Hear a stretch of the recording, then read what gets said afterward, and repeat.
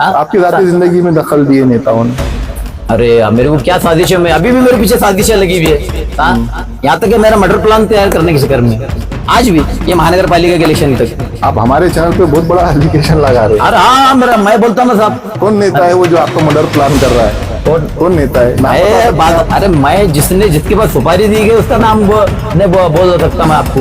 अच्छा हाँ, माना कि भाई इन्होंने मेरे को मेरे बुरे वक्त में साथ किए। अबू आसिम का नाम नहीं लिया। हाँ, अबू आसिम साहब। हाँ, क्यों वही जाते हैं? अरे भाई, जबकि सारी दुनिया को पता है। मेरी बात सुनिए, आप जब अंदर ज्यादा मेहनत अगर आपको बाहर आदमी है, चाहे कहीं ना कहीं वो नेता है, तो उनको ये एक लालूच होंगी कि शायद सैयद मतीन औरंगाबाद में मेरे पार्टी को मजबूत करेंगे और मेरे पार्टी आएगा। लेकिन सैयद मतीन ने साफ तौर पे धोखा दिया। सैयद मतीन ने राष्ट्रवादी ज्वाइन किया। हाँ, आप बोले, आपने बताया सही है। जिसकी मैंने सूरत भी नहीं देखा। पूना में एफआईआर हो रही है। पूना तो अफसर का मामला था ना, थोड़ा सा। वही मैं थोड़ा देखो राजनीति में 20 साल पुरानी जाती जिंदगी थी।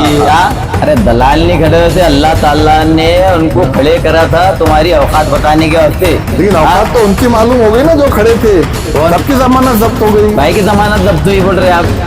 जितने इनके खिलाफ खड़े थे। अरे हत्ती निकल गया था दुम टौनाल पे बेगमपुरे में जाके सुरेश हमने बांध के रख दिए थे।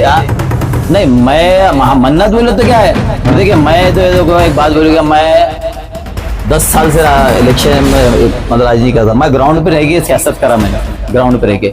अब जो तो ये मेरा आखिरी इलेक्शन नहीं, जिसके बाद मैं कॉन्टेस्ट नहीं करूंगा। क्या मन्नत मांग रहे हैं आप? 20% काम बचा साहब, आप सर्वे कर लीजिए आप जाके। हाँ, और मैंने निधि बजट मेरे वर्क ऑर्डर होके पड़े हुए। हाँ, बस उसको इम्प्लीमेंट होना बाकी है। तो समाज कंटक जो है तो उसके अंदर अथड़ा निर्माण कर रहे, कालिया ये वो टेक्निकल। हाँ, एक तो कानून माफिया बोल के भी निकले। तो आपका क्या इम्तियाज MIM पार्टी ने 2 करोड़ रुपए देके टिकट भी दी। तो अल्हम्दुलिल्लाह इंशाल्लाह मेरा टिकट, मेरा महल्ला, मेरी आसिफिया, मेरी आशा, क्योंकि मैंने कोई पार्टी को धोखा नहीं दिया। MIM पार्टी फांस के जैसी चुभ रही है। अरे चुभरी का, अरे निकालना चाहिए। अरे भाई ग्राफ गिर गया MIM का। देखो 2 वोट से गिरो तो 10 वोट से गिरो, जब आदमी गिर जाता ना तो अल्लाह ग्राफ गिरता। आप जिंदगी की सबसे बड़ी गलती क्या है? जिंदगी की सबसे बड़ी गलती यह है कि MIM पार्टी को हिलाना। जिंदगी की सबसे बड़ी गलती है, मिल्लत का नुकसान किया। हम तहे दिल से मिल्लत को माफी चाहते कि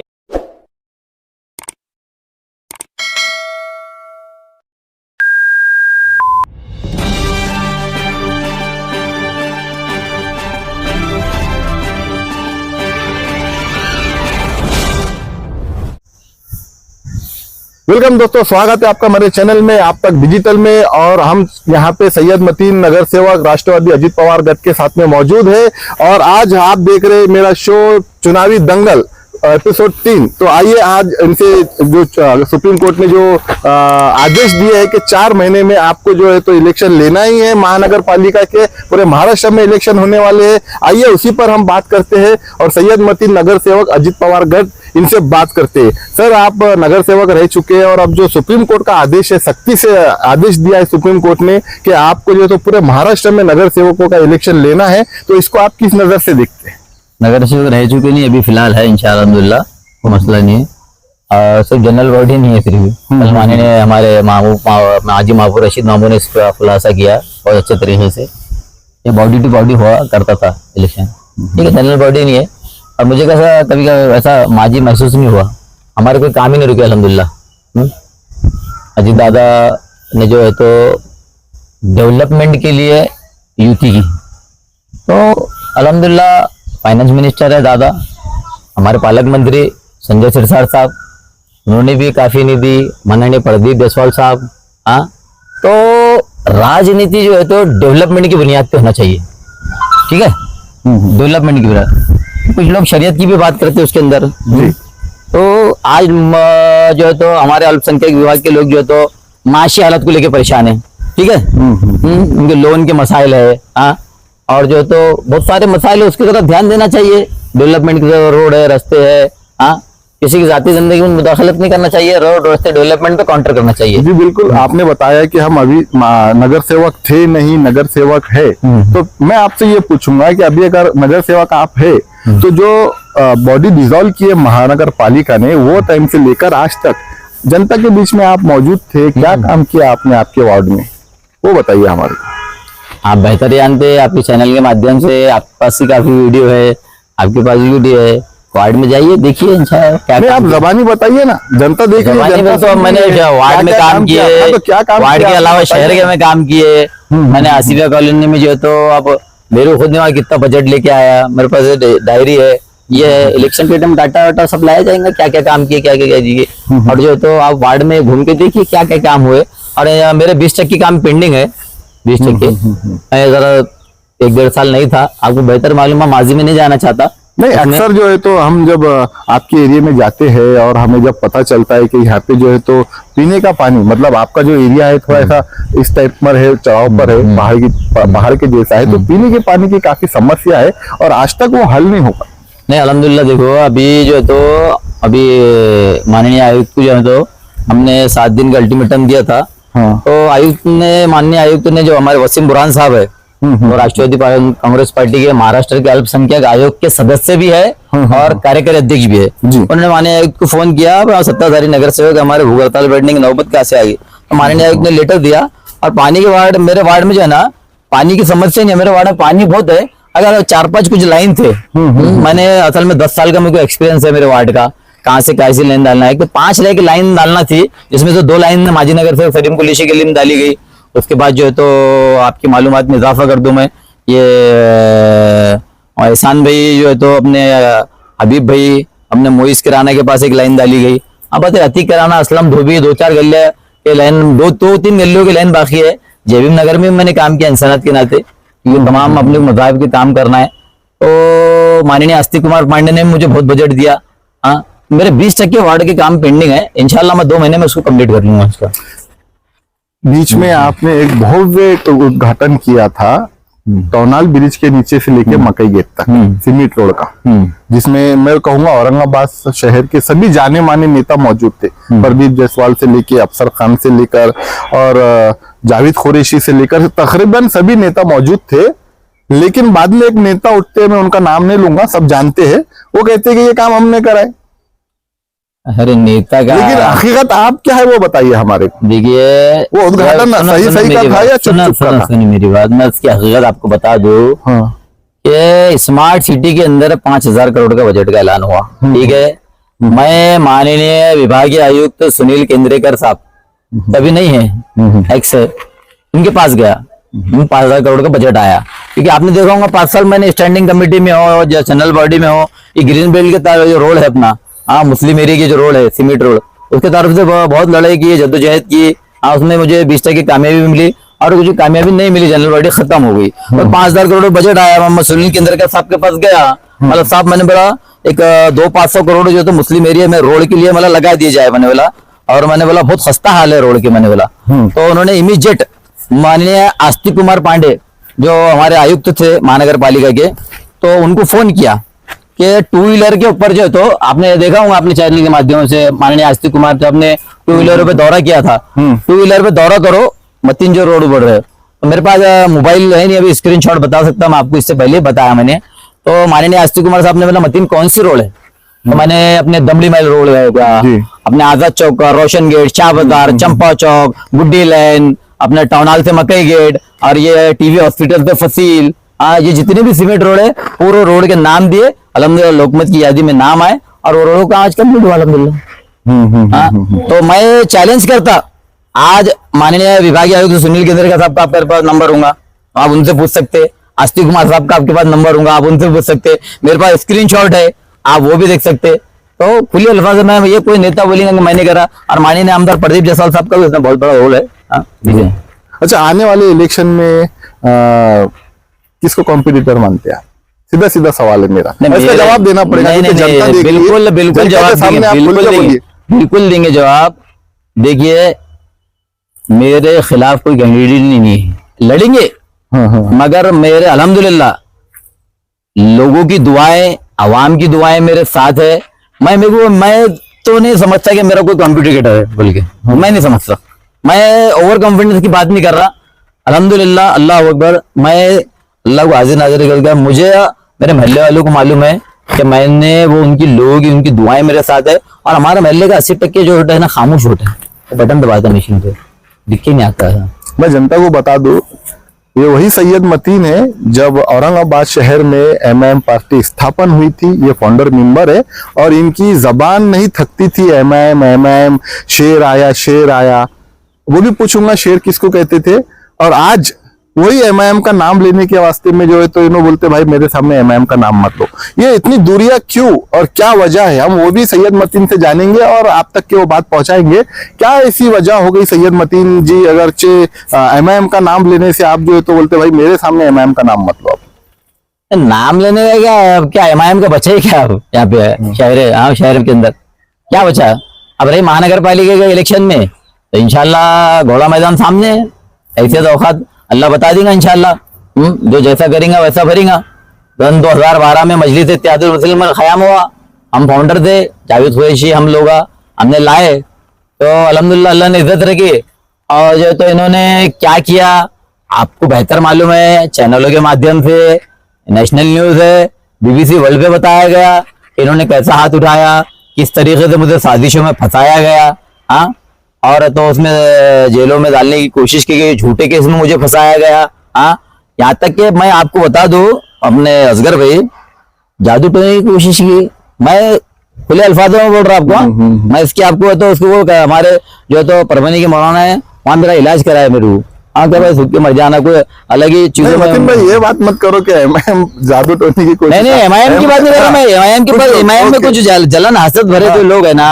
अब ये अपने पिछले जो माजी खासदार थे, तो अब मेरा क्या मिजाज है, ले रहे आप नाम नहीं ले रहे। अरे इम्तियाज जलील बोलता ना मैं, नाम में क्या डरता क्या मैं, माजी खासदार बहुत है औरंगाबाद में, चंद्रकांत खैरी भी है। अरे माजी का इम्तियाज जलील बोलता ना मैं, क्या डरता क्या मैं।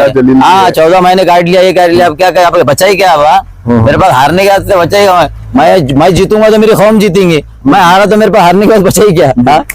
समझ रहे क्या आप, बिल्कुल मैं क्या थोड़ी डरता क्या। अभी पूरे खासदार के इलेक्शन में, आमदार के इलेक्शन में नाम लेके बोले। हाँ, और अल्हम्दुलिल्लाह अल्लाह ने हैसियत औकात मुंह तक निवाला ला के छिना। ये अल्लाह का निजाम है। ये जो तो उनने तो ज्यादती की, जुल्म की लोगों पे। और मेरी बात नहीं बोल रहा मैं जी, देखो आज एक खासदार एक आमदार जो तो बहुत से मसाले, माननीय आमदार प्रदीप जायसवाल साहब दुनिया के डेवलपमेंट के काम कर रहे। हाँ, और अभी पालक मंत्री साहब हमारे सिरसाट साहब आए। हाँ, उन्होंने जो है तो कितने अभी 10 तारीख के बाद जो है तो निधि डिक्लेयर करने का ऐलान किया। अभी देखिए आप औरंगाबाद शहर का डेवलपमेंट कैसा होता है बोल के। तो शहर में दुश्मन है, ये तो सुना था हमने, लेकिन घर में भी दुश्मन नजर आते हैं। कौन? नहीं, घर के अंदर कोई दुश्मन नहीं है मेरा। घर के अंदर, घर के अंदर देखो मेरी जाती जिंदगी में देखो, मैं जो है तो मैं इतना डिस्टर्ब रहा मेरे पास 7-10 साल के सियासी करियर के अंदर, फिर भी जो है तो अल्लाह ने मुसलमानों की, अपने लोगों की, अवाम की दुआएं थी और समाज के लोगों की दुआएं मेरे साथ थी। क्योंकि मेरे वार्ड में आनंद नगर है, वहाँ बम्बन मराठा समाज के भी लोग रहते, वो भी मेरा नाम लेते अल्हम्दुलिल्लाह।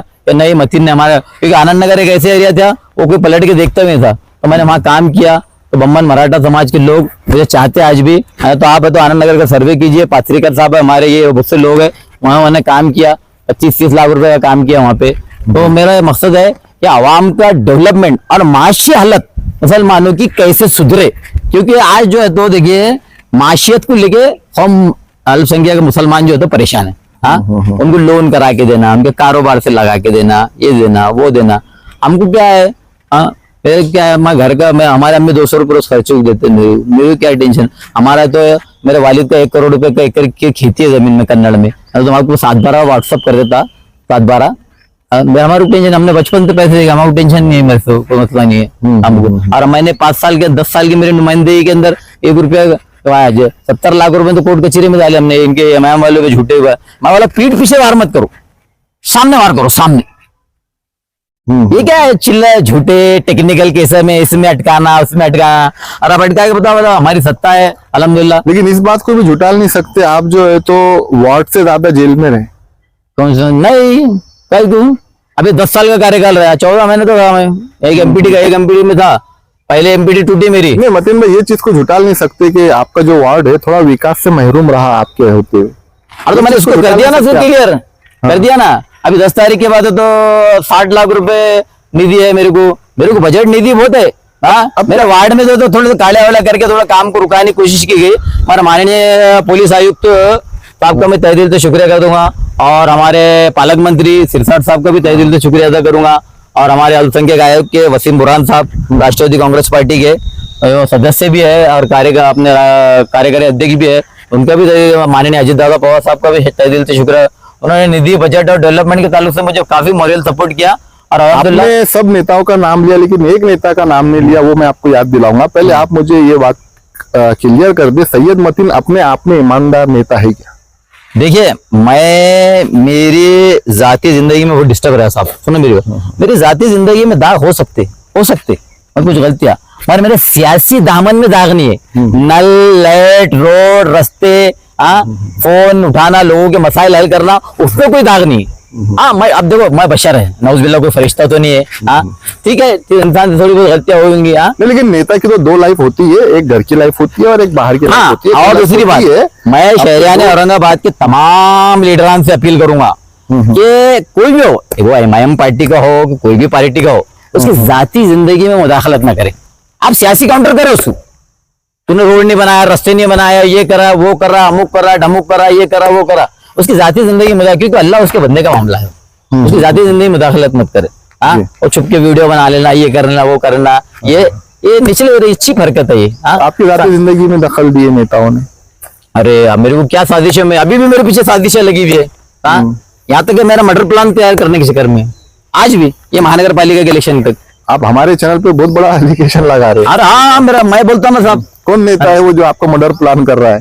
कौन नेता है? अरे मैं जिसके पास सुपारी दी गई उसका नाम बोल सकता मैं आपको। अच्छा। हाँ, हमारे सामने वाले ने सुपारी लेने से इनकार कर दिया। अरे यार, वो तो काम करने वाला आदमी है, बोले चढ़ गया यहाँ से, बोले। एक सवाल और बोलो 10 पूछो कि अभी आपने सब नेताओं का एहसान माना कि भाई इन्होंने मेरे को मेरे बुरे वक्त में साथ दिए, अबू आसिम का नाम नहीं लिया। हाँ, अबू आसिम साहब। हाँ। क्यों वही आते हैं? अरे भाई, जबकि सारी दुनिया को पता है, आप मेरी बात सुनिए कि आप जब अंदर सबसे ज्यादा मेहनत अगर आपको बाहर आदमी है, मेरे भाई, कहीं ना कहीं वो नेता है, तो उनको ये एक लालच होंगी कि शायद सैयद मतीन औरंगाबाद में मेरे पार्टी को मजबूत करेंगे और मेरे पार्टी में आएगा। लेकिन सैयद मतीन ने साफ तौर पे धोखा दिया, सैयद मतीन ने राष्ट्रवादी ज्वाइन किया। हाँ, आप बोले आपने मेरी जैसी एमपीटी टूटी तो माने आसिम भाई का आपने नाम लिया, याद दिला दिया, मैं आपका तहे दिल से शुक्रिया। अरे मैं बशर है ना, इंसान है यार, भूल सकता ना यार, ऐसा थोड़ी है। हाँ, अब मैंने केनेकर साहब का नाम नहीं लिया, उन्होंने मेरी बहुत मदद की, संजय केनेकर साहब जो भी आमदार है। हाँ, एक बात, अम्बादास दानी साहब, उन्होंने मेरे वार्ड में 10 लाख रुपए नहीं दी थी। हाँ, और राजेश टोपे साहब, बहुत सारे ऐसे, मैं ना यहाँ के पूना के वंदना ताई, उन्होंने 20 लाख रुपए नहीं दी थी। निधियों का भंडार, मैं जा गया, अल्हम्दुलिल्लाह मेरा काम रुका नहीं लोगों की दुआओं से। तो आपने अबू आसिम साहब हमारे उनका नाम लिया। हाँ, तो आसिम भाई ने मुझे कहा कि मैं आसिम भाई से शुक्रिया अदा करने गया। हाँ, एमपीटी टूटे बाद। हाँ, तो आसिम भाई ने कहा 40 दिन में एमपीटी, क्योंकि मेरे पे पॉलिटिकल ऑफेंस है, नॉट ए क्रिमिनल ऑफेंस। और एक झूठा मुकदमा डाला गया, उसमें एक 11 कॉर्पोरेटर है एमआईएम के, उसकी सीआईडी इंक्वायरी के इंशाल्लाह ऑर्डर हो जाएंगे। और माननीय पालक मंत्री से और हमारे माननीय आमदार जायसवाल साहब लगे हुए, और सिटी चौक से उसका हवाल जा चुका, उसकी सीआईडी इंक्वायरी का ऑर्डर महानगर पालिका के इलेक्शन के टाइम ऑर्डर करेंगे हम, तो उसमें शहर बेनकाब हो जाएंगे। और वो लेडीज का भी बयान आ चुका, मुझे 2.5 लाख रुपए दिया गया, 2.5 लाख रुपए दिया गया था मतीन पे झूठा छेतर। मतीन भाई, मैं एक बात ये भी आपको, आसिम भाई की बात बोला मैं, आसिम भाई सुनो, आसिम भाई की, आसिम भाई ने बोले मतीन मैंने आपको छुड़ाया मेरी पार्टी में आने के लिए नहीं। फिर पार्टी में अल्फाज थे, ये अबू आसिम साहब के अल्फाज थे, मेरी पार्टी में आने के लिए नहीं छुड़ाया। आप तू कौम की, आवाम की नुमाइंदगी करता है, जो उनके अल्फाज थे। और मेरे को ये गॉड गिफ्ट है। मैं कोई लिख के नहीं लाता। वो असद साहब के ऐसा, वो ये इतना परसेंटेज जेल में, यूं है त्यों है, यूं है, मैं लिख के लाता, वो अल्लाह मेरे मुंह जबान से निकालता और मैं बोलता। और जो डेवलपमेंट की बात करेंगे, जो मसाइल हल करेंगे हमारे, हम उनके साथ बिल्कुल रहेंगे, शाना बशाना रहेंगे, कोई धर्म परिवर्तन की बात नहीं है। एक बहुत बड़ा एलिगेशन भी लगा था आपके ऊपर रेप का। हाँ, तो बोला ना आपको 2.5 लाख रुपए दिए थे लेडीज को। 2.5 लाख रुपए लेडीज को दिए थे, उसका हलफनामा दाखिल हो चुका है और उसकी सीआईडी इंक्वायरी की मांग करा ना मैंने। मेरा सवाल वही है आपसे, जो आपने बताया सही है, जिसकी मैंने सूरत भी नहीं देखा। पूना में एफआईआर हो रही है, पूना तो अफेयर का मामला था ना, थोड़ा सा वही मैं थोड़ा देखो राजनीति में 20 साल पुराने जाती जिंदगी थी। 10 साल की एक पिक्चर थी तो एक हीरो हीरोइन होना भी चाहिए। जी बिल्कुल, लेकिन मैं एक मेरे हद तक ये समझता हूँ, जब कोई शख्स नेता बनता है तो उसकी एक पर्सनल लाइफ और एक राजनीति लाइफ दोनों को मिलाकर के जनता देखती है और उसके बाद में वोट करती है। तो आप अपनी पर्सनल लाइफ में कैसे है और राजनीति लाइफ में कैसे, आपकी जबानी बताइए। देखिए मेरे पर्सनल लाइफ के अंदर जो है तो मैं बहुत डिस्टर्ब रहा। मेरा डाइवोर्स भी हो चुका, आपकी मालूमात में इजाफा कर लूँ। मेरी एक 16 साल की बेटी है, हाँ, और मोहम्मद अम्मार तैयद मेरा एक बेटा है अल्हम्दुलिल्लाह। हाँ, वो उनकी तालीम एजुकेशन की तरफ मेरा ध्यान है, और पर्सनल लाइफ की तरफ जो है तो मेरा भाई है छोटा, और जो हमारे वालिद साहब है ये है कन्नड़ में खेती है, केरोसिन की डीलरशिप है अल्हम्दुलिल्लाह। और हम खानदानी पैसे वाले को मसला नहीं है हमारे को। और भाई पर्सनल लाइफ की बात, क्योंकि देखो मैं ये बताता, अब देखो बीच में कोई एमआईएम की कुछ कारपोरेटर के कुछ वीडियो आए तो मेरे पास आए बोले अरे, मैंने बोला ये उनका जाती मामला है, ये 4 दीवारी का उनका जाती मामला है, चलो उठ जाओ, ये वीडियो मेरे को मत बताओ। वो कहता है, मैंने बोला ये उनका जाती मामला है।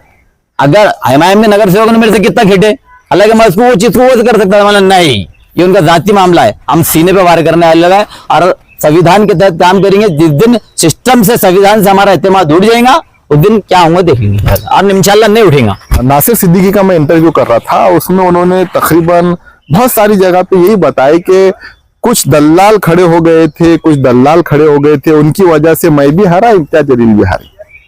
अरे दलाल नहीं खड़े हुए थे, अल्लाह ताला ने उनको खड़े करा था तुम्हारी औकात बताने के वास्ते। लेकिन औकात तो उनकी मालूम हो गई ना जो खड़े थे, सबकी जमानत जब्त हो गई। भाई की जमानत जब्त हुई बोल रहे आप?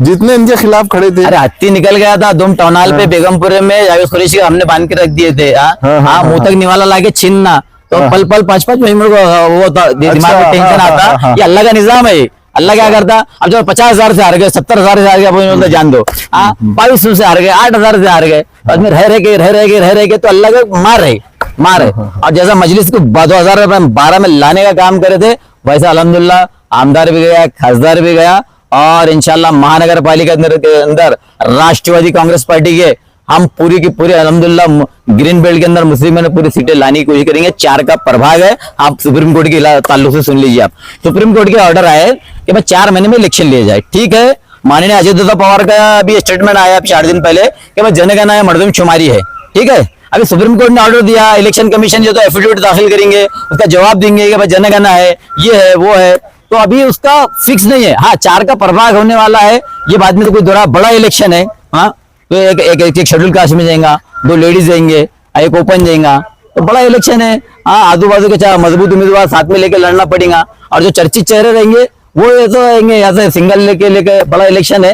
तो ऐसा अभी से जब तक ड्रॉ नहीं होते, जब तक पिक्चर क्लियर नहीं होती, तब तक उसके बारे में अपन बोल नहीं सकते कि भाई 4 महीने के बाद ही लगेगा। भाई ठीक है, सुप्रीम कोर्ट माननीय उच्च न्यायालय ने उसका जो है तो ऑर्डर करा, तो स्टेट गवर्नमेंट जो है तो उसका हलफनामा जवाब देंगे, इलेक्शन कमीशन जवाब देंगे कि वो मर्दमशुमारी है, गिनती है, प्रभाग है। क्योंकि 4 महीने का इलेक्शन कमीशन का वो है कि बारिश में इलेक्शन लेते नहीं आता, ऐसा भी वो खान है। तो वो अभी ठीक है, अभी पिक्चर क्लियर हो जाएंगी जो भी है। अच्छा, मन्नत को मानते हैं क्या आप? क्या मन्नत को मानते हैं? मन्नत से मुराद जैसा भी आप इलेक्शन में खड़े होंगे तो कुछ मन्नत मांगेंगे? नहीं, मैं मन्नत बोले तो क्या है, देखिए मैं तो एक बात बोलूंगा, मैं 10 साल से इलेक्शन में मतलब राजनीति कर रहा, मैं ग्राउंड पे रह के सियासत करा, मैंने ग्राउंड पे रह के। अब जो तो ये मेरा आखिरी इलेक्शन नहीं, जिसके बाद मैं कॉन्टेस्ट नहीं करूंगा। क्या मन्नत मांग रहे हैं आप? मैं ये क्या, बस मेरे वार्ड के और शहर की नुमाइंदगी कर सकूं। मेरे वार्ड के तो काम इंशाल्लाह मैं 2 महीने में भर दूंगा, ऐसा कोई गली नहीं बचेंगी इंशाल्लाह। 20% काम बचा साहब, आप सर्वे कर लीजिए आप जाके। हाँ, और मैंने निधि बजट मेरे वर्क ऑर्डर होके पड़े हुए, हाँ, बस उसको इम्प्लीमेंट होना बाकी है। कुछ समाज कंटक जो है तो उसके अंदर अथर निर्माण कर रहे, कालिया ये वो टेक्निकल। हाँ, एक तो कानून माफिया बोल के भी निकले झूठे केस। हाँ, तो ठीक है। और मैं मेरे नजदीक ये समझता है कि इंसान की तकदीर उसके पैदा होने के 50,000 साल पहले लिखी जा चुकी, जो नसीब में होने वाला है वो होने वाला है। हाँ, मैं एक इखलास से, साफ नियति से मिल्लत की, आवाम की, सब हर फिरके की जो है तो जो भी है उनकी नुमाइंदगी करता रहूंगा। और ये मेरा इंशाल्लाह जो है तो जो भी काम है और जो शहर के मसाइल है हम वो भी हल करने की कोशिश करेंगे। राष्ट्रवादी कांग्रेस पार्टी सक्षम है और माननीय अजीत दादा पवार सक्षम है, और हमारे पार्टी के कार्यकर्ता ये वो हमने सबने तैयारी कर ली है। और मैं माननीय अपने प्रदीप जायसवाल साहब, संजय केनेगर साहब और हमारे राष्ट्रवादी के अभिषेक देशमुख, कार्यकारी अध्यक्ष खयूम भाई, इनका सबका तहे दिल से, और अपने रफीक भाई जी, इनका भी तहे दिल से शुक्रिया अदा करूंगा। प्रदीप जायसवाल साहब ने भी बहुत अच्छा काम किया, सबने अच्छा काम किया। और माननीय हमारे पालक मंत्री सिरसाट साहब का उनका तहे दिल से शुक्रिया अदा करूंगा कि उन्होंने भी जो है तो अच्छा काम कर रहे हैं। चलिए मतीन भाई, इंटरव्यू काफी लंबा हो रहा है, बस चलते चलते एक आखिरी सवाल पूछूंगा और उम्मीद करता हूँ कि पूरी ईमानदारी से आप जवाब देंगे। बिल्कुल। हमने हमेशा देखा है कि जब भी आमदार या खासदार का इलेक्शन होता है तो असदुद्दीन अवैसी जब भी औरंगाबाद में विजिट करते हैं तो पहला उनका जो स्टे होता है वो जावेद कुरैशी साहब के पास में उनकी मुलाकात करने के लिए वो पहुंचते हैं, हाँ, और बोलते हैं कि हमारे साथ में आ जाइए, आप जो है तो बहुत अच्छे नेता है, ऐसा है, उनके खांदे पे हाथ रखते हैं। एक सवाल मेरा उससे रिलेटेड है, अगरचे इम्तियाज जलील आपको बोलते हैं कि आप वापस एमआईएम पार्टी में आ जाइए या एमआईएम पार्टी से आप इलेक्शन लड़िए, तो आपका क्या रुख? क्या इम्तियाज जलील है? हाँ, एमआईएम पार्टी ने 2 करोड़ रुपए देके टिकट भी दी, तो अल्हम्दुलिल्लाह इंशाल्लाह मेरा टिकट, मेरा महल्ला, मेरी आसिफिया, मेरी आयशा, क्योंकि मैंने कोई पार्टी को धोखा नहीं दिया, मुझे पार्टी से निकाला गया। देखो एक बात बोलता मैं, लावट इंटरव्यू थोड़ा काफी बड़ा हो रहा, मगर एक बहुत अच्छी बात है। जब शरद पवारगढ़, अजित दादा सब एक थे तो कुछ तो समाज कंटकों ने तो एक झूठे केस में अटका के पेपरों में न्यूज लगाया था, सैयद मतीन का ऐसा, सैयद मतीन के भाई का वैसा, ये वो, और पेपर कटिंग माननीय जयंत पाटिल साहब के पास गई। ठीक है, जयंत पाटिल साहब के पास गई तो उन्होंने जो है तो शिवाजी गर्जे साहब को कहा कि सैयद मतीन की राष्ट्रवादी अकाल पट्टी, पेपर में आया था बीच में 2 साल 3 साल पहले। ठीक है, तो जयंत पाटिल साहब ने मेरे से खुलासा मंगाया। अमीर किसको बोलते हैं मालूम क्या? एक बाजू ना सुने। मैं असदुद्दीन अवैसी साहब की बात बता रहा, मेरी माँ भटकती फिर रही थी बादल सलाम के अंदर। हाँ, मैंने बहुत सी अरे मैंने बहुत नजदीक से देखा साहब, मैं फाउंडर है 2012 का, जावेद कुरैशी साहब के अल्फाज है, मतीन को मेरे को जिला अध्यक्ष बनाने वाला सैयद मतीन, हाँ वो मेरे कायद है। एमआईएम पार्टी फांस के जैसी चुभ रही है आपको?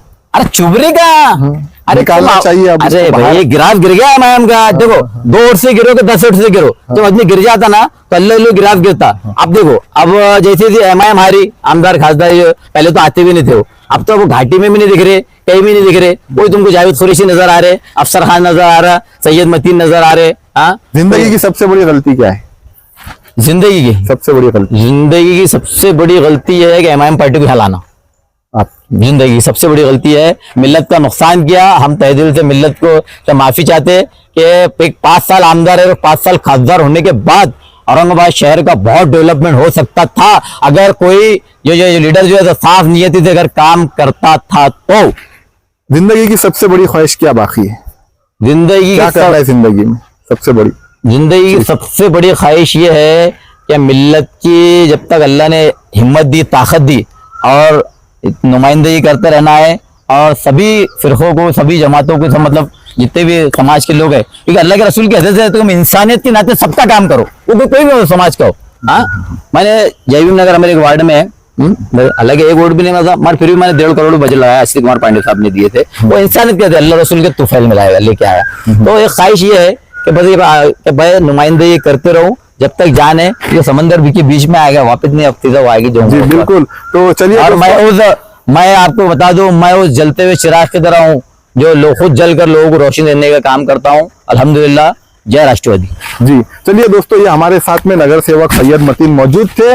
और आपको चलते चलते बस आखिर में मैं यही कहूंगा कि इलेक्शन, सुप्रीम कोर्ट ने तो कहा है कि जल्द से जल्द ले लो, लेकिन इलेक्शन कमीशन का अभी तक के जवाब नहीं मिला है कि इलेक्शन कब लेना है या कब नहीं लेना है, और किस तरीके से लेना है, किस तरीके से नहीं लेना है। और बीच में जनगणना भी आ चुकी है, तो अब क्या रिजल्ट निकल के आता है। लेकिन आप हमारा चैनल और हमारा ये चुनावी दंगल शो देखते रहिए, ऐसी ही कोई और मशहूर शख्सियत, एक इच्छुक उम्मीदवार को आपके सामने लेकर आएंगे, और उनकी एक जो पर्सनल लाइफ है और एक राजनीति लाइफ है, दोनों पे हम बात करना चाहेंगे, क्योंकि जनता जानना चाहती है कि आप पर्सनल लाइफ में कैसे और राजनीति लाइफ में कैसे है। और आखिर में यही कहूंगा कि इलेक्शन में आप ऐसे कैंडिडेट को वोट दीजिए जो आपके शहर का और आपके वार्ड का डेवलप कर सके। मैं हूं असगर अली और आप देख रहे हैं मेरे चैनल आप तक डिजिटल।